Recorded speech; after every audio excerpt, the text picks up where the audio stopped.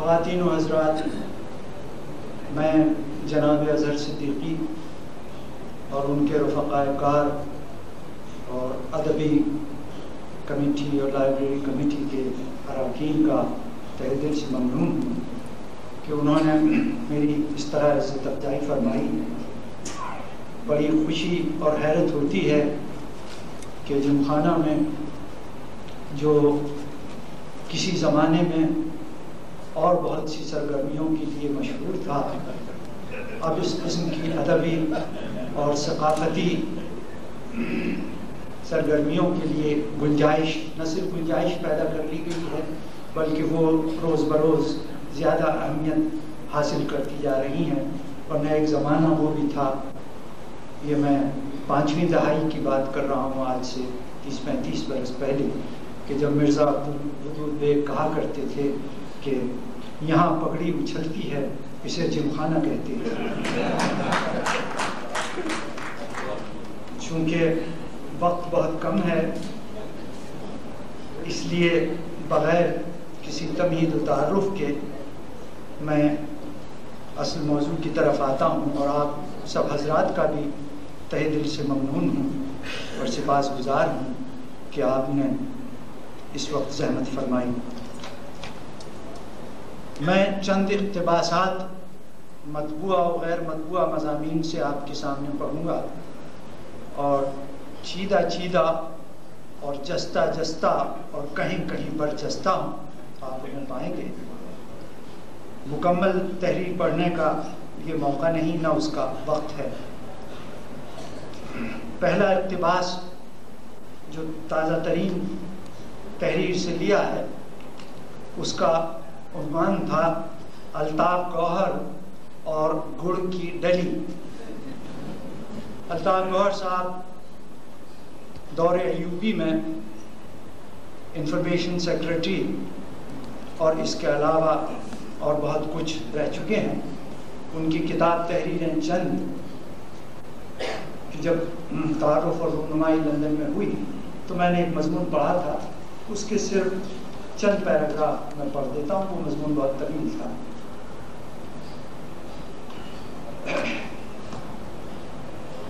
الطاف گوہر تعارف ہی کے نہیں، کسی چیز کے بھی محتاج نہیں۔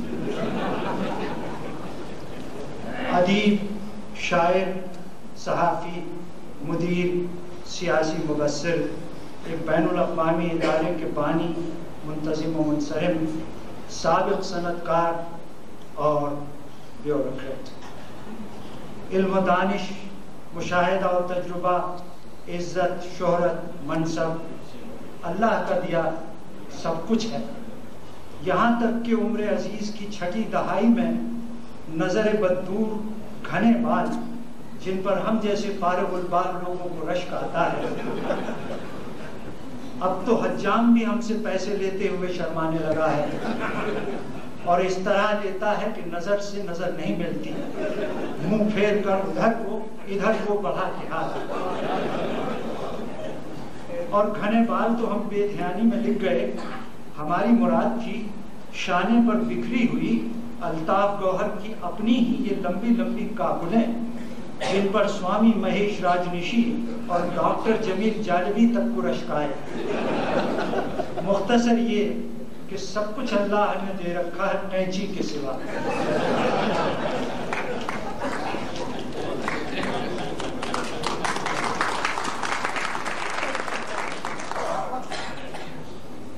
اوپر جن مناصب جلیلہ اور مختلف حیثیتوں کا حوالہ دیا ہے، ان میں جو اب سب سے کم اہمیت کی حامل ہے یعنی بیوروکریٹ، وہ ایسا طوق ذری ہیں جسے وہ لاکھ چاہیں اتار نہیں سکتے۔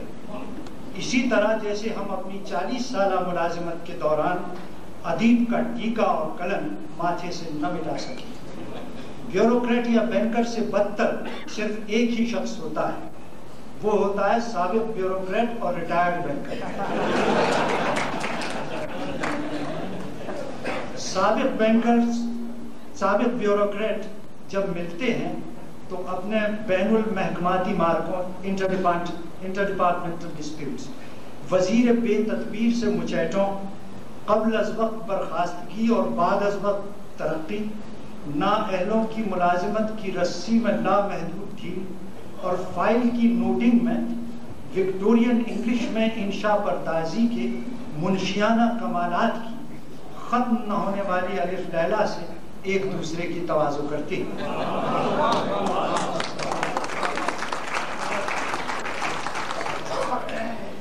ایک سیکریٹری صاحب کی انگریزی کی تعریف میں تو ہم نے یہ تک سنا کہ ان جیسا سیمی کولن پوری سول سروس میں کوئی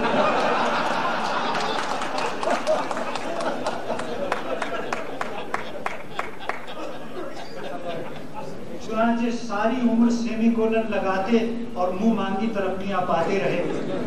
ان کے ایک ماتحت کا بیان ہے کہ عبارت خود ان سے سیمی کولن لگوا کر مفتخر محسوس کرتی ہے.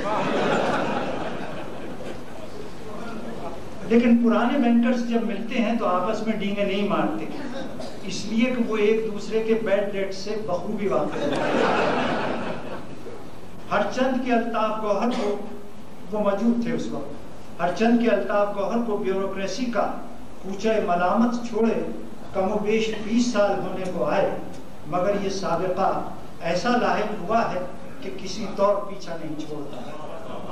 کوچہ ملامت سے ہماری مراد گورنمنٹ سیکریٹریٹ کے وہ نیم تاریک کوریڈورز آف پاور ہیں جو ہمیں تو گزرگاہ شاہکراں کے بجائے ہم جیسے اہل حاجت کی غلام گردشیں معلوم ہوتی ہیں، جن میں چپراسیوں کی سگریٹوں کی ٹمٹماتی روشنی میں پیتل کی چپراس کے سوا ہمیں تو کچھ سے سجھائی نہیں دیتا. الطاف گوہر صاحب کے نیاز مندوں کا حلقہ وسیع اور متنوع، حاسدوں کا حلقہ اس سے کہیں زیادہ وسیع اور متنوع.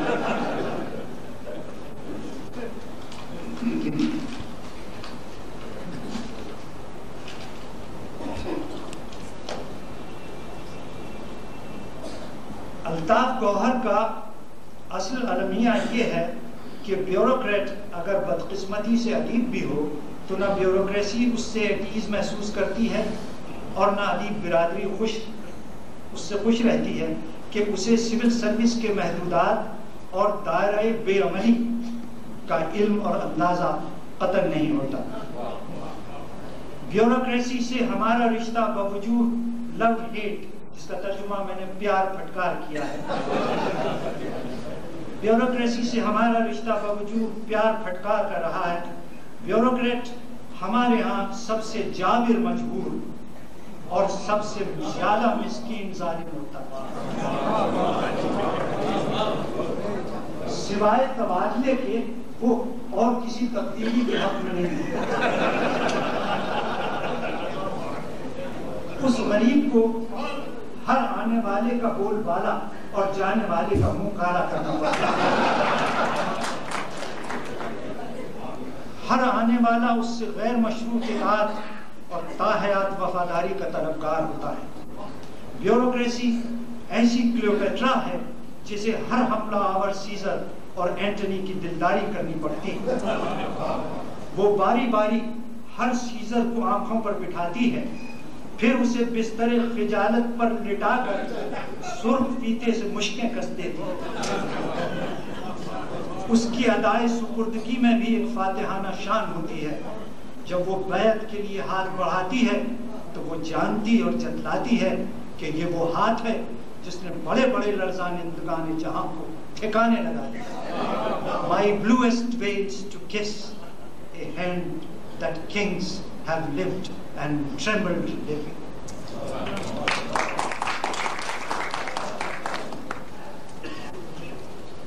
الطاف گوہر سے 1945 کے بعد دوسری ملاقات کوئی 22 سال بعد، پہلی ملاقات کا حال کبھی اور سناؤں گا. اس زمانے میں ہوئی جب ایوب خان کے آفتاب اقبال کو گہن لگ چکا تھا، تاہم ابھی باقی تھی کچھ کچھ دھوپ ایوان صدارت پر. ایک صبح جو کسی لحاظ سے سہانی نہیں تھی، حکم ملا کہ صدر ایوب سب بینکوں کے پریزیڈنٹ اور سربراہوں سے کل ایک نہایت اہم مسئلے پر خطاب کرنا پسند کریں گے. ہم بھی ان میں شامل تھے. بڑے بینکوں کو یہ خدشہ ہوا کہ پھر کسی بہانے بھاری چندہ طلب کیا جائے گا. چھوٹے بینک جن میں شامل تھا جو چندہ لینے کی استطاعت نہیں رکھتے تھے، خوف زدہ تھے کہ کہیں انہیں اسی بے توفیقی کی بنا پر کسی بڑے بینک میں ضم نہ کر دیا جائے۔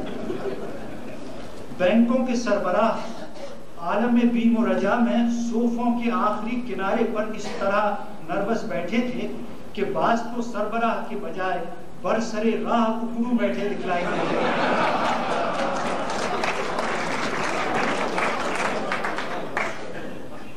کچھ دیر بعد اعلان ہوا کہ صدر ذیشان تشریف لا رہے ہیں۔ کچھ نے اپنی ٹائی کی گرا، مگر بیشتر نے اپنی اپنی پتلون کو کھینچ کر اوپر کیا۔ گورنر صاحب ان کے ساتھ تھے۔ اس وقت اتنے جوان نہیں لگتے تھے جتنے اب ہیں۔ انہوں نے سب سے ہاتھ ملایا۔ فیلڈ مارشل نے صرف گردن کی خفیف سی جنبش سے سب کو بھگتا دیا۔ فیلڈ مارشل کچھ تھکے تھکے سے تھے۔ بعد میں جو گفتگو کی اس سے وہ خاصے اکھڑے اور سینائل لگے۔ سینیلٹی کی بڑی پہچان یہ ہے کہ آدمی خود کو بالکل نارمل اور پہلے سے بھی زیادہ بہتر محسوس کرتا ہے۔ قریب سے دیکھا تو ایک بات ایسی نظر آئی جس پر ابھی تک کسی نے توجہ نہیں دلائی ہے۔ وہ یہ کہ ایوب خان بلا شبہ بہت وجیح، جامع زیب اور باروب آدمی تھے، مگر ان کا بالائی دھڑ نسبتاً لمبا اور ٹانگیں چھوٹی اور کمزور تھی، ان کی بنیادی جمہوریت کی طرح۔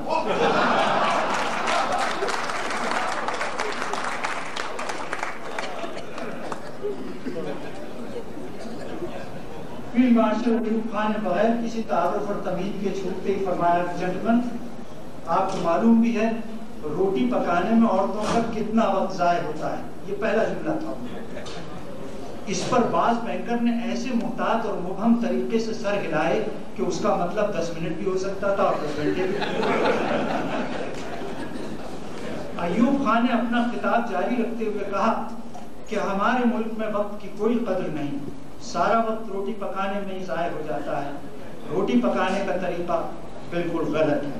افسوس آپ حضرات جو اس سلسلے میں بہت کچھ کر سکتے ہیں کچھ نہیں کرتے۔ اس مرحلے پر ہمیں یہ خیال گزرا، بلکہ یقین ہو گیا کہ انگریزی محاورے کے مطابق غلط گھوڑے کو چابک مارا جا رہا ہے۔ کسی ٹائپوگرافیکل ایرر کے سبب بیکرز کے بجائے بینکرز کو بلایا گیا۔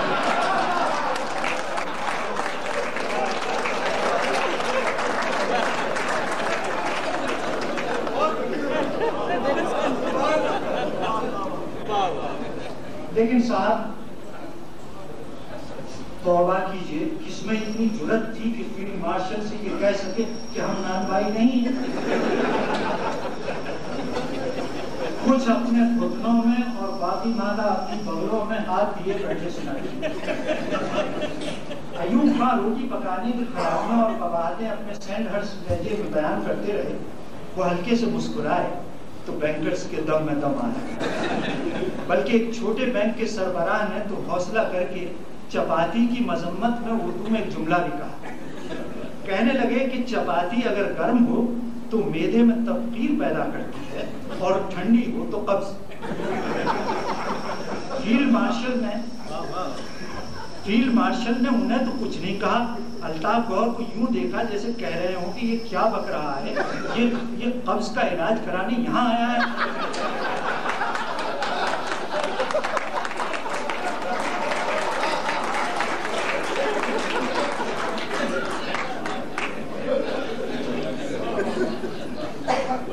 تقریر جاری تھی، یہ کسی کی سمجھ میں نہیں آ رہا تھا کہ روٹی نے کیا قصور کیا ہے، لیکن یہ کچھ ایسا ضروری بھی نہیں تھا۔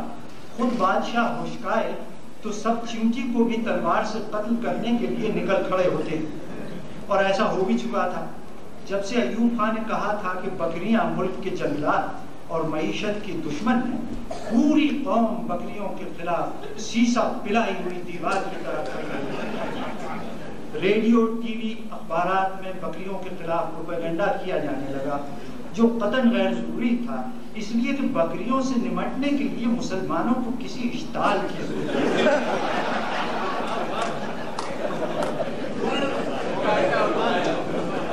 ہم نے آج تک کسی بکری کو فطری موت مرتے نہیں دیکھا۔ پھر معاشرے میں یہ بھی کہا کہ عورتوں سے روٹی پکوانا ظلم ہے. اس مرحلے پر انہوں نے ایک گھونٹ پانی پیا اور الطاف گوہر نے اپنے بالوں پر اپنے مخصوص انداز سے ہاتھ پھیرا. مخصوص انداز سے ہماری یہ مراد ہے کہ وہ بالوں پر آج سے 20-25 سال پہلے بھی اس طرح ہاتھ پھیرتے تھے جس طرح اب کہیں جا کر لندن کی لڑکیوں نے پھیرنا سیکھا. یعنی انہیں مزید بکھیرنے اور الجھانے کے لیے. ہمیں مان خیال آیا کہ صدر کی تائید میں یعنی روٹی کے خلاف ہر ایک نے کچھ نہ کچھ کہا ہے, صرف ہم گمسم بیٹھے ہیں. کہیں محض خاموش رہنے کی بنا پر ہی نہ دھر لیے جائیں. لہذا بات کو قدر ندرت سے آگے بڑھانے کی غرض سے ہم نے اردو میں کہا کہ جناب والا ہمارے ہاتھ سالن پکانے میں بھی بہت وقت ضائع ہوتا ہے, روز مرہ کی کھکیڑ. ہم نے یہ جملہ اردو میں اس لیے کہا کہ دال یا سالن کو اگر کری کہا جائے تو سارا بگھار اور گرم مسالہ انگریزی کے راستے نکل جاتا ہے. اور لفظ کھکیڑ ہم نے تازہ تازہ ابن انشا سے سیکھا تھا اور اسے استعمال کرنے کے لیے مناسب موقع کی تلاش میں. خدا جانے ایوب خان نے اسے بھونڈا مذاق سمجھا یا لفظ کھکیڑ سے بدک گئے. انہوں نے دوبارہ ویسی ہی سوالیہ نظروں سے الطاف گوہر کو دیکھا اور الطاف گوہر نے آنکھوں میں جواب دیا کہ حضور میں نے بھی اس شخص کو آج ہی دیکھا ہے بخدا. ہمارے دخل در نامعقولات کہ ذرا دیر بعد صدر ایوب نے اصل مدعا بیان کیا. فرمایا کہ بینکوں کو چاہیے کہ مشینی طریقے سے روٹی بنانے کے پلانٹس کی درآمد کے لیے بڑے شہروں میں فراخ دلی سے قرضے دیں تاکہ عورتوں کو اس عذاب سے نجات ملے. ایسی ہی ایک اور اسکیم کے بعد ہمیں بھی کرب حضوری سے نجات ملی. ہم سب ایوان عالی شان کے در و دیوار پہ حسرت کی نظر ڈالے بغیر رخصت ہونے لگے تو الطاف گوہر نے سب سے آخر میں مجھ سے بڑے اتفاق سے ہاتھ ملایا اور اسے دیر تک جھلاتے رہے. ان کی آنکھوں میں آنسو تیر رہے تھے. جب وہ ہنسی ضبط کرنے کی کوشش کرتی ہیں تو یہی کیفیت ہوتی ہے. کہنے لگے افسوس ہے وہ سالن والی بات ادھوری رہ گئی, پھر کبھی صحیح. یہ کہہ کر انہوں نے اینک اتاری اور رومال سے آنکھیں پوچھی. یہ تھی ان سے میری دوسری ملاقات, اگر اس کو ملاقات کہا جا سکتا ہے. اب کوئی آج ان باتوں پر بڑی ہنسی آتی ہے. شیر دلیر ڈکٹیٹر جب ایلس ان ونڈرلینڈ کی بلی کی لمبی دم کی طرح فیڈ آؤٹ ہو جاتے ہیں اور فقط چہروں سے افق تک ایک کھسیانی مسکراہٹ باقی رہ جاتی ہے تو بالکل کاغذی اور کیسے بے ضرر معلوم ہوتے ہیں.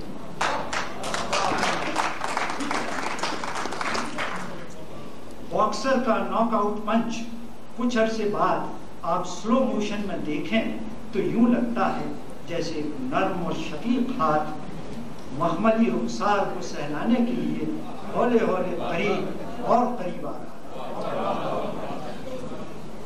اب کوئی 12 صفحے چھوڑ کر ذکر ہے ایک کیسٹ بھی بنا الطاف گوہر صاحب کے کلام پر مشتمل جسے اسد امانت علی خان نے گایا ہے اور بہت خوب گایا ہے. اس کے بارے میں ایک پیرا آپ کو سناتا ہوں. الطاف گوہر صاحب اور اسد امانت علی خان دونوں بہت خوش نصیب ہیں, ورنہ ایسا شاذ و نادر ہی ہوتا ہے کہ کسی شاعر کے اشعار آبدار کو کوئی مغنی آتش نوا اپنے کمال فن سے آتشہ کر دے. یادش بخیر مشفقی و مخدومی حضرت کوثر نیازی کے عہد وزارت میں جب پری چہرہ تصور خانم ان کا کلام پکے راگ میں گانے کی کوشش کرتی تھی تو نہ کلام سمجھ میں آتا تھا نہ راگ, بس چہرہ سمجھ میں آتا تھا.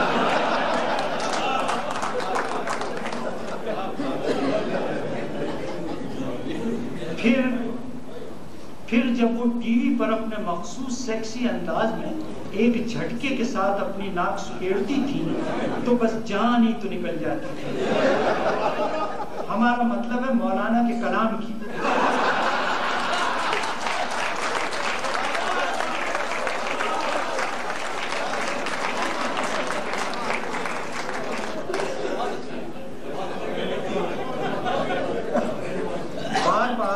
بار بار ناک سکیڑنے کا یہ مطلب ہوتا تھا کہ وہ شعر نہ صرف سمجھ کے گا رہی ہیں بلکہ سمجھانا بھی چاہتی ہیں. گھروں میں ٹی وی دیکھنے والی بیویاں اس کا مطلب سمجھ جاتی تھیں اور ٹی وی سیٹ کے پاس سے اپنے شوہروں کو پرے ہٹا دیتی ہیں. اگر حکومت کے معاملات میں ہمارا کچھ عمل دخل ہوتا تو ہم اس خاتون کو ایک تمغہ کارکردگی اس کارنامے پر دلوا دیتے کہ دنیا میں وہ واحد آرٹسٹ ہے جس نے ناک کو سیکس کے اظہار کے لیے پہلے استعمال کیا.